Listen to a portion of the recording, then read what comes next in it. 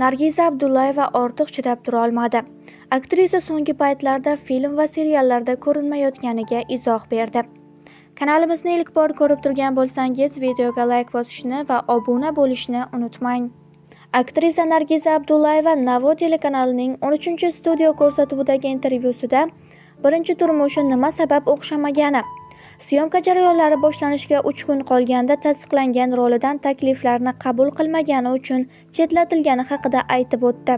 Ko'rsatuvda aytishicha, aktrisa filmdagi roldan keyin do'stlari bilan bahslashib, unga sovchi qo'ygan yigitga turmushga chiqadi. Shu sabab oila sevgi muhabbat bilan boshlanmaydi. Nargizaning o'zi esa u kunlarni eslashni ham xohlamasligini, hatto tushida bo'lsa-da ortga qaytishni istamasligini aytadi. Qizlarga sovchi kelsa, 17-18 yoshda tezda turmushga chiqib ketmanglar demoqchiman. Ota-onangizning gaplariga ozgina bo'lsa ham quloq soling. Ular yo'q deyishdimi gaplariga kiring. O'shanda juda yosh bo'lganman, bilmaganman. U taraf qayta-qayta so'rayvergani uchun turmushga chiqdim. Ma'nan ezilish juda yomon ekan. Hayotingiz haqida birovga gapira olmaysiz. Tushlarimda ko'rsam, hatto yana shu oilaga tushib qoldimmi deb qo'rqib ketardim. Insonlarning yuzida har xil niqobi bo'lar ekan. San'atkor bo'lganimiz uchun aybni bizdan ko'rishlari juda ham oson.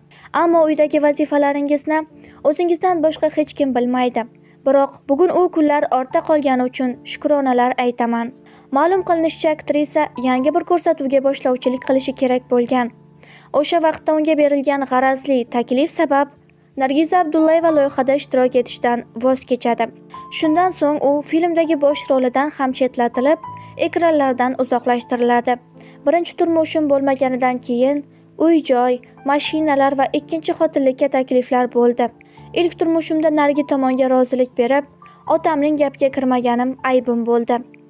Bunaqa takliflar bo'lishiga qaysidir ma'noda shu ham sabab bo'lgan bo'lishi mumkin.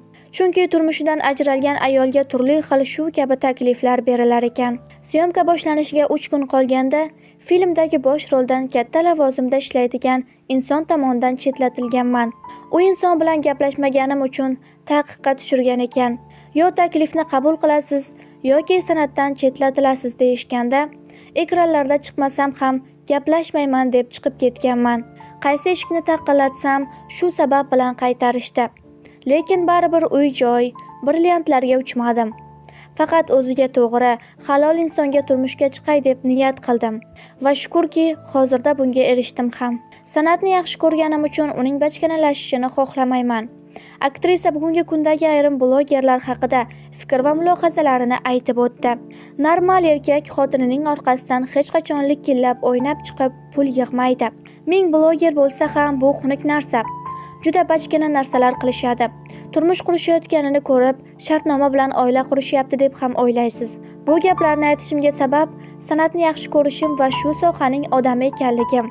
Uni yomonlashtirmang, bulg'amang degan ma'noda gapiraman. Bir men emas, ustozlar ham shu fikrda. Shunday deyishadi. Kinoni ham blogerlar egallab ulgurdi.